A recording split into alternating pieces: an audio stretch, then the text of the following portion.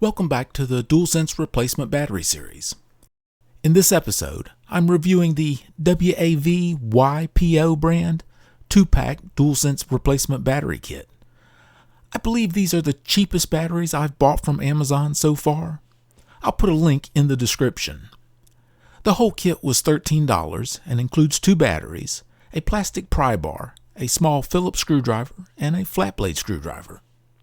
We can be pretty sure the listed specs, 5,000 milliamp hours at 3.65 volts, aren't anywhere close to the real capacity. But at just $6.50 per battery, what corners have been cut? This is a soft pouch style battery, and it really looks like there's almost nothing protecting it. Just some nearly clear tape wrapped around the edges of the lithium polymer cell. Starting with this episode, at the end of each video, you'll see a chart listing all the batteries tested so far. The plan is to rank them from my favorite to least favorite. Take a look at the end and let me know in the comments if you have ideas for improving the chart. Thanks. Let's find out how much energy this thing actually holds. Here are the minimum power delivered and runtimes I recorded. Of course, not surprisingly, it's nowhere near the 18.25 watt-hours claimed for the battery. And here are the maximum power delivered and runtimes I recorded. Even the highest watt-hours I measured came in at less than half of what the label promises. Here's the average power delivered across both batteries and all test runs. I'd say the 2 batteries are pretty well matched. There's no noticeable difference in power output between them. And here's the average runtime chart. This is what you should expect in a real DualSense controller. 14 hours is actually quite a good runtime. Here's how this battery's capacity compares to the Sony OEM reference battery. Over 2 extra watt-hours, not bad at all. And here's the runtime comparison to the Sony OEM. 4 hours more runtime at the light rumble load is definitely nice to see. Now for the physical side of things. Length is just over 60 millimeters.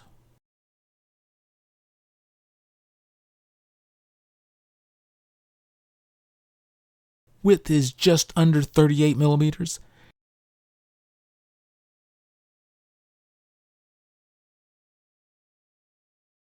And thickness is about 7.3 millimeters. So it should be an easy fit in the DualSense battery holder. That said, there's no adhesive on the battery, so you'll need to supply your own double-sided tape to secure it. The entire battery weighs 34.3 grams. I could already tell it didn't feel very heavy. And the lithium polymer cell by itself weighs 33.2 grams. So yeah, there's basically nothing substantial protecting the cell. This thin, translucent gray tape is all that is covering the edges of the cell. It's also what's wrapped over the protection board.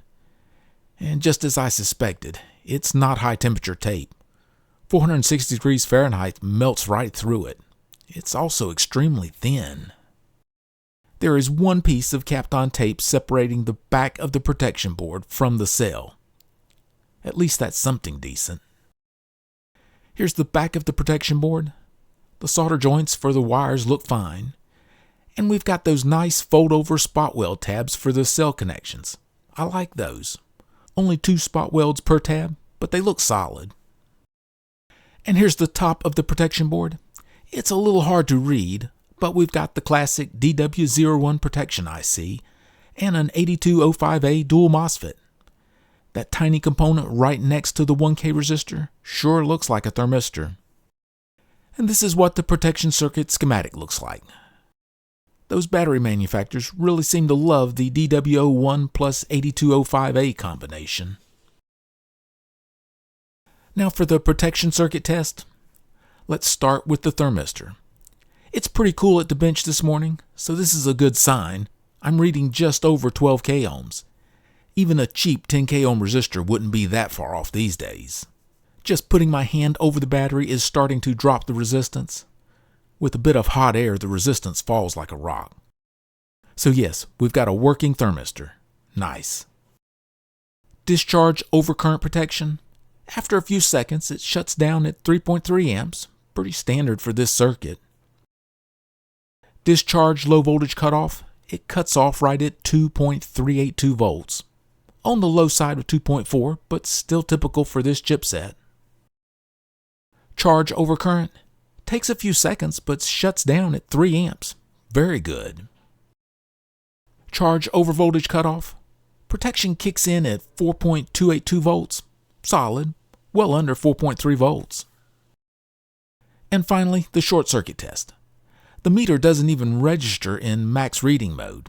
It has to be an extremely fast shutdown. I can't see or hear any arc. Again, very good. So is this battery worth buying? I'm going to say yes. Finally, a second yes in the series. Capacity labeling is way off. There's no question about that. But it still delivers around 8 watt-hours, which is generally good performance. Build quality? It's basically a bare lithium polymer cell that needs to be treated carefully. You definitely want to add some double-sided tape to keep it from shifting around in the battery holder. It doesn't need to be anything super strong, just enough to hold it in place. The protection circuit is fully functional, including a working thermistor. That alone pushes this battery way up the rankings. Cost per watt-hour is excellent. So far, this is the lowest I've seen for a battery with a complete, properly working protection circuit. I'm just happy to finally have another solid yes recommendation. Thank you for watching. Subscribe so you don't miss episode 9, where I test the HISEWEN 2650 mAh battery. Maybe this one will perform better than their 3950 mAh version I reviewed a few weeks ago. I'm still hunting for a hard shell battery that earns a buy recommendation. Maybe this will be the one.